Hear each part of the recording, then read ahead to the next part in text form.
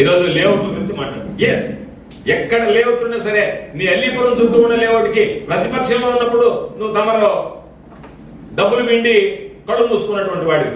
నీ ఇంటి చుట్టూ ఉన్న అక్రమమైనటువంటి లేఅవుట్ ఈరోజు విచారణ జరుగుతుందని చెప్పారు. ఈరోజు పత్రికలో వచ్చింది, వాటి మీద విచారణ జరుగుతుంది అన్న సంతోషం. ఆ విచారణలో వాస్తవాలు నిగ్గుదాల్చుకుంటే తొక్కిపెట్టే మన ప్రయత్నం చేయకండి. ఎవరి పాత్ర ఉంది, ఎవరున్నారు దీని వెనక? నీ ఊర్లో నీకు లేఅవుట్లు వేస్తే అవి కనపడలేదా? నేను ఒకటే మాట చెప్పా, లేఅవుట్ల దగ్గర ఈ 40 రోజుల్లో నేను ఎమ్మెల్యే అయిన తర్వాత ₹1 తీసుకోలేదని ప్రమాణం చేయమన్నా. నేను చెప్తున్నా, లేఅవుట్ వాళ్ళు నువ్వు అడిగిన దిగిపోతే వాళ్ళ రోడ్లు తవ్విస్తుంది. ఏం హక్కు ఉంది నీకు? ఏం అధికారం ఉంది నీకు? ప్రైవేట్ లేఅవుట్ వాళ్ళు పెట్టి నుడా కింద పర్మిషన్ తీసుకుని ఇస్తే నాకు మీరు మామూలు లేదు కాబట్టి మీకు పోయేటువంటి దారులు తోసేస్తా. లేదనుకుంటే వాళ్ళని పిలిచేది ఎవరినో ఒకరిని, రెవెన్యూ వాళ్ళని, దాంట్లో గవర్నమెంట్ ల్యాండ్ కలిసిందని చెప్పి మీరు మాట్లాడండి, నా దగ్గరికి వస్తారో నేను డబ్బులు వసూలు చేస్తా. ఇప్పుడున్న ఈ జిల్లాలో ఎక్కడన్నా జరుగుతుందా? సర్వేపల్లిలో జరుగుతుంది. రాష్ట్రంలో ఎక్కడన్నా జరుగుతుందా? సర్వేపల్లిలో జరుగుతుంది. సోమిరెడ్డి కొడుకు ఇద్దరు బరి తెగించారు కదా ప్రతి విషయంలో దోచుకోవడానికి. ఇది వాస్తవమా కాదా? లేఅవుట్ విషయంలో నువ్వు డబ్బులు వసూలు చేసావా లేదా? ఎవడన్నా లేఅవుట్ దగ్గర చాలా మంది ఎమ్మెల్యేలు పనిచేశారు సర్వేపల్లిలో. లేఅవుట్ వాళ్ళ దగ్గర డబ్బులు వసూలు చేసినటువంటి నేపథ్యం ఎప్పుడన్నా సర్వేపల్లి నియోజకవర్గంలో ఉందా? జరిగిందా?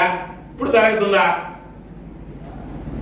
అదేవిధంగా పాపం ఉన్నప్పుడు చెప్పాడు, నేనున్నప్పుడు సూర్యాపాలెం అనేటువంటి విలేజ్ లో, సంగం బ్యారేజీ దగ్గర ఆనుకుని ఉండేటువంటి విలేజ్ లో, అక్కడ పాపం రైతులు ఇబ్బంది పడతారు, భూగర్భ జలాలు అడుగంటిపోతాయి కాబట్టి అక్కడ శాండ్ ఎత్తడానికి లేదు అని చెప్పి ఎవరు ఎన్ని చెప్పినా ఎత్తనే లేదు. అక్కడ నేను వ్యాపారం చేయని లేదు.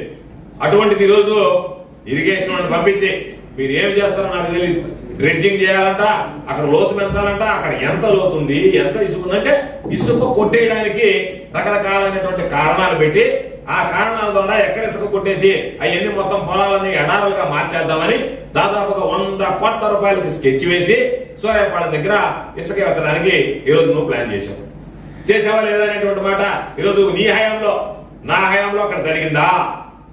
ఎవడన్నా నా హయాంలో ఒక్క ఇసుక రేటు సూర్యాపాలెం దగ్గర నుంచి ఎత్తాడా? ఈ రోజు నువ్వు ఎత్తడానికి ప్రయత్నం చేస్తున్నావా లేదా? నేనున్నప్పుడు ర్యాంపులు పెట్టలేదే, నేనున్నప్పుడు రీచ్లు పెట్టలేదే. కారణం ఏంది? రైతుల గురించి ఆలోచన చేసావు, రైతుల సంక్షేమాన్ని గురించి ఆలోచన చేసావు. ఇలాగ క్యాష్ గురించి, చిల్లర గురించి ఆలోచన చేయాలి, చిల్లర చేష్టలు చేయలే. ఈరోజు ఎవరు చెప్పారు, కందలపాడు గ్రామంలో వేరే వాళ్ళకి గ్రావెల్ క్వారీ ఇస్తే ఆ రోజు వైఎస్ఆర్ కాంగ్రెస్ పార్టీ ప్రభుత్వంలోనే నేను వైఎస్ఆర్ కాంగ్రెస్ పార్టీ శాసనసభ్యుడిగా ఉంటే ఆ పార్టీ ఈ పార్టీని కాకుండా గ్రామస్తులందరూ నా దగ్గరికి వస్తే ఒకే విషయం చెప్పాను, అది గ్రామస్తులు వద్దంటున్నారు, దాన్ని ఎత్తడానికి లేదని చెప్పాను. నష్టపోతామన్నారు, నష్టపోయినా పర్వాలే, మీరు ఏదో ఒక విధంగా ఏదైనా ప్రత్యామ్నాయాలు చూసుకోండి, ఎవరి ప్రభుత్వంలో ఎవరిచ్చినా దాన్ని ఎత్తడానికి వీలు లేదని చెప్పి గ్రామస్తుల కోరిక మేరకు క్వారీ ప్రారంభించారు. ఈరోజు చంద్రమోహన్ రెడ్డి వాళ్ళందరినీ పిలిచి పాత ప్రభుత్వంలో ఇచ్చినటువంటి క్వారీ పర్మిషన్ మనం ఆపడానికి లేదు, ఎందుకంటే నీకు క్యాష్ పడిపోయింది. క్యాష్ పడకపోతే కదా గుండె పోరాటం గుర్తుకొస్తుంది. క్యాష్ పడిపోయిందంటే కండ రిలాక్స్ అయిపోద్ది కదా, అందుకని నీకు మా గుండె రిలాక్స్ అయిపోయింది. పోరాటం ఒప్పుకోవడంలా, క్యాష్ కోసం తాపత్రయపడుతుంది.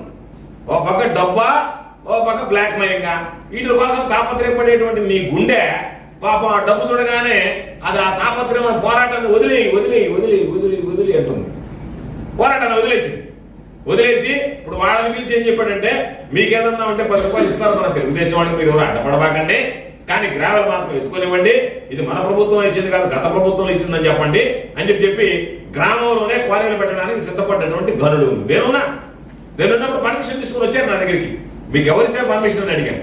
వాళ్ళ దగ్గర తెచ్చే అనుకోసి అన్ని జరిగాయని అన్నాడు. ఏది ఏమైనా సరే ఆ గ్రామంలో మీరు క్వారీ ప్రారంభించలేదు కాబట్టి ప్రారంభించడానికి లేదు అన్న, ప్రారంభించనివ్వలేదు. తెలుగుదేశం వాళ్ళు అందరూ కలిసి వచ్చి మాట్లాడుతున్నారు. అందుకే ఈరోజు కొంతమంది బయట మాట్లాడుతున్నారు తెలుగుదేశం వాళ్ళే. గోవర్ధన్ రెడ్డి శాసనసభ్యుడిగా మంత్రిగా ఉన్నప్పుడు వాళ్ళ ప్రభుత్వంలో వచ్చినటువంటి క్వారీని ఆయనే ఆపించాడు. ఈ రోజు ఆ ప్రభుత్వంలో వచ్చినటువంటి క్వారీని మనం ఆపలేమా? అంత శక్తి లేదంటే శక్తిలో ఏమి ఇబ్బంది లేదు, శక్తి ఉంది, యుక్తి ఉంది. ఆ యుక్తి పనిచేసింది కాబట్టి శక్తి బలహీనపడింది. డబ్బులు కొట్టాలనేటువంటి యుక్తి ఎప్పుడైతే సోమిరెడ్డికి పనిచేసిందో సోమిరెడ్డి శక్తి బలహీనమైపోయింది. యుక్తి శక్తి లేవాడు కాదు, రెండు ఉంటాయి. ఆ శక్తి బలహీనపడిపోవడానికి యుక్తి కారణం, డబ్బులు పడిపోయింది.